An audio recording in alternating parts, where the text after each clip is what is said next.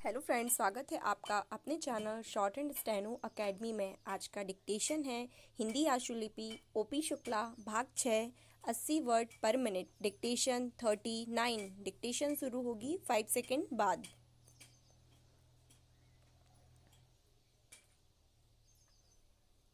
Start.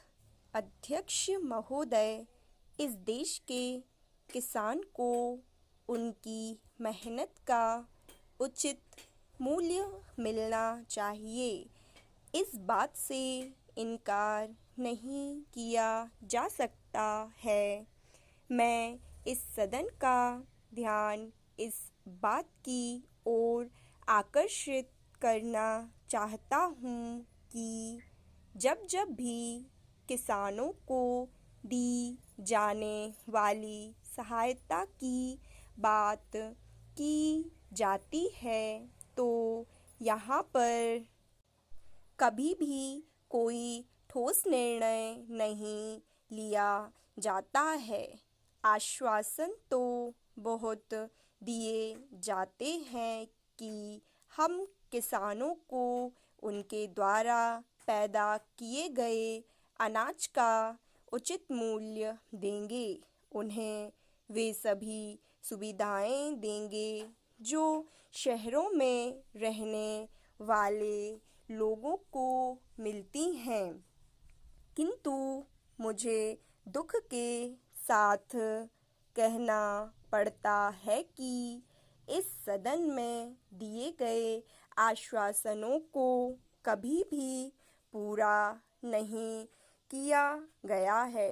कई बार किसानों को बाढ़ से या सूखे से बहुत नुकसान उठाना पड़ता है।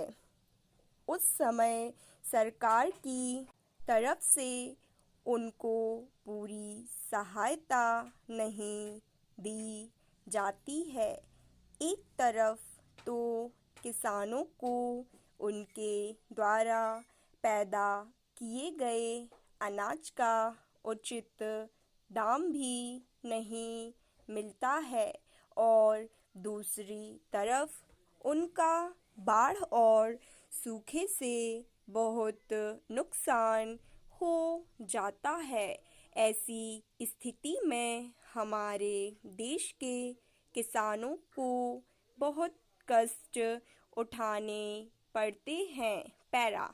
मान्यवर महाराष्ट्र में किसानों के आंदोलन की बात हम सुनते हैं। बड़े दुख की बात है कि जहाँ तक मुझे मालूम है वहाँ के किसानों को बहुत सारी सुविधाएं दी गई हैं। वहाँ के किसानों को दिए गए ऋण माफ़ कर दिए गए हैं, लेकिन उत्तर प्रदेश के किसानों को इस तरह की कोई सुविधा अभी तक नहीं दी गई है।